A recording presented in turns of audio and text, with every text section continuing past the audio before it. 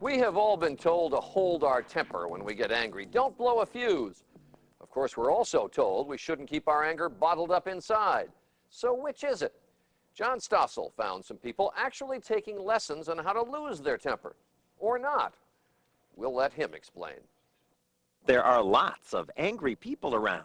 So what should they do about it? Vent? Many people believe humans are a lot like pressure cookers, that we need to let off steam sometimes.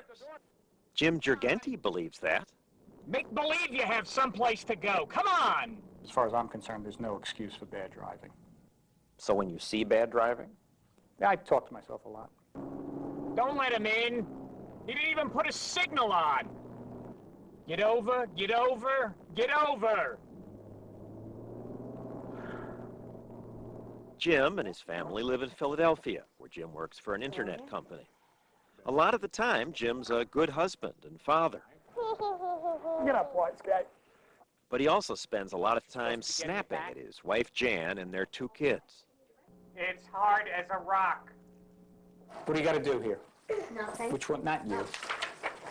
Whatever possessed you to do that? See, and I think you need to spend some time in your room. Jim doesn't think there's anything wrong with his anger. He feels it works for him. And how come you're not out of your uniform yet? And many people believe that this You want to stay in your lane? is healthy. Ex-Marine David Morgan recently opened a new business in Los Angeles dedicated to helping people vent. Though not at people. For just $8, customers get to spend a few minutes beating on this dummy. This is what this is for, the bataka. This can be a situation, an incident, a person. I gave it a try. I thought about my boss and my older brother. I like this. It was a good workout, but would this reduce anger? Whatever you're carrying, you don't want to go home and give it to the kids. You don't want to give it to your wife. And people say this makes a difference? Yes, it makes a big difference. Carolyn Amos says it does. She's tried all kinds of other techniques. I walk and I meditate, and they help. They help get the stress out, but it's nothing like hitting the dummy. I mean, you just really have to whack something. She says she's always gotten angry in traffic, fuming at the delays, screaming at people who cut her off, until she did this. The anger just wasn't there. I think it went into the dummy. Well, the venting here takes just minutes. Other methods take days. I'm not going to hold it in anymore. I'm going to let it out. Yeah. I'm going to let it Yeah. out. Yeah. Open your I'm going to let it out. Yeah. Yeah. Yeah. People pay $800 to spend 4 days in John Lee's anger release workshop. Yeah. Yeah. Open your throat. Yeah. People yell, throw things, scream into pillows. How does hitting the pillow or throwing the pillow make a difference? You know, most people are trying to get this. Ah, man, I'm glad I got that out of my system. Other cultures have rituals for release, he says. In Japan, they have screaming contests. And the one who yells the loudest wins a prize. Get out! Get out! So he does it here in his increasingly popular workshops. Florence Brown suffered through a long divorce. As the legal process ground on, her husband refused to leave their house, and Florence put up with it. But now Lee encourages her to express her anger. Get out! Stay out! What you teach people to do feels a lot like a 2-year-old throwing a tantrum. Yeah, in many ways it is. They'll go, oh, I'm so angry that my truck is out of batteries and it doesn't work, and I'm so angry. So they get it out and it's done. Lee argues that it's not enough to talk about angry feelings. We hold anger in our muscles, he says. So to release it, you have to get physical. Squeeze as hard as you are angry for people not seeing you. And you're just seeing the outside and not seeing the inside. Now, why don't you just say the phrase, see me? See me! Yeah. Not anybody else, me! Yeah. Michael Blair knows he has an anger problem. Still, he thought venting at an anger workshop was ridiculous. The therapist had to talk him into it. Now he can't get enough of it. Oh, see me already! You can see what a release it brings him. Makes sense that this is a good thing for angry people to do. It's a seductive theory. It does make sense, but it's a myth. There's virtually no scientific evidence to support it. Brad Bushman's a professor of psychology at Iowa State. He's among a number of social scientists who now believe venting's a bad idea. Any kind of venting is bad, they say. Venting at people or even inanimate objects. Sure, they say it'll make you feel better, but the feeling won't last, and it'll just make you more angry the next time. To prove that, Bushman recently recruited hundreds of college students to test whether hitting this punching bag would really make them less angry later. First, he had each student write an essay, which was then evaluated by an unseen partner. So this is your partner's evaluation of your essay. Actually, there was no partner. Every student was told, "This is one of the worst essays I've ever read." I'll be back in 2 minutes. All right. Then Bushman had some of the students hit the punching bag.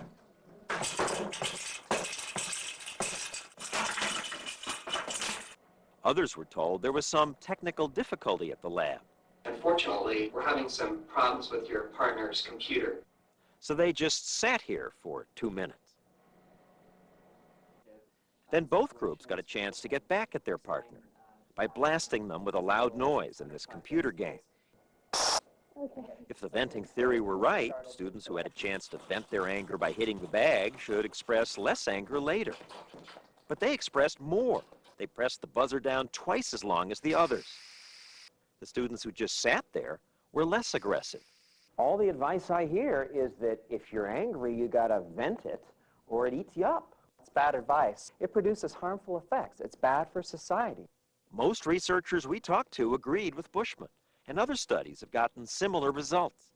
But how does that explain the benefits people say they get from venting? Remember Carol and Amos and her anger in traffic?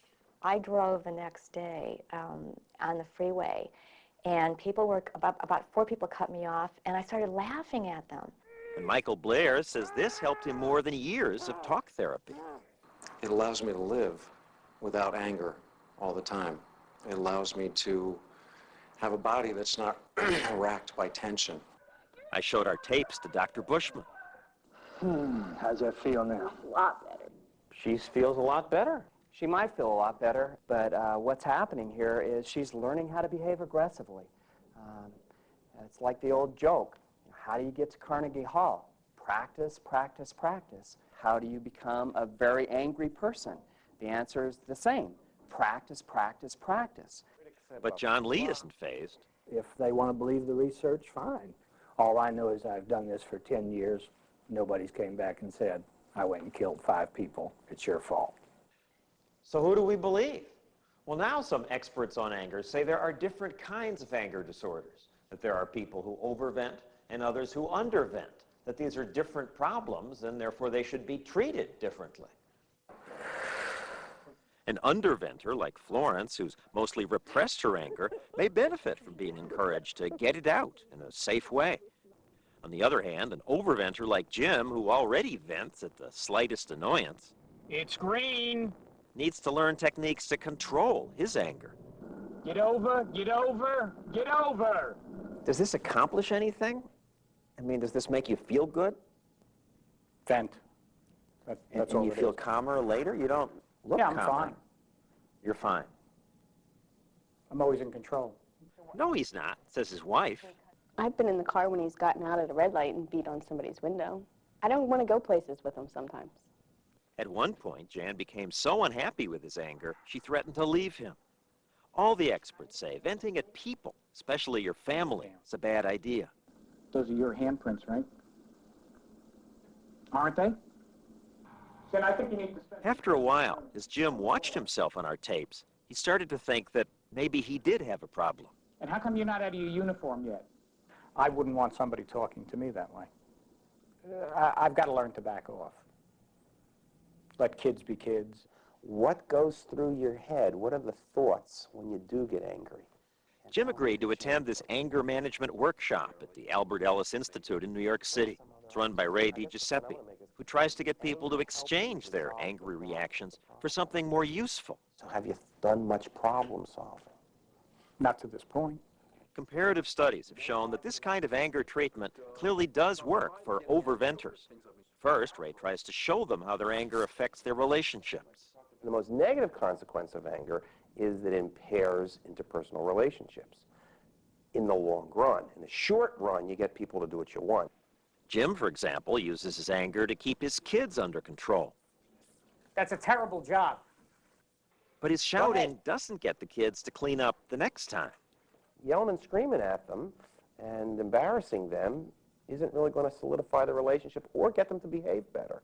In fact, Ray tells Jim, your anger actually keeps you from solving your problems.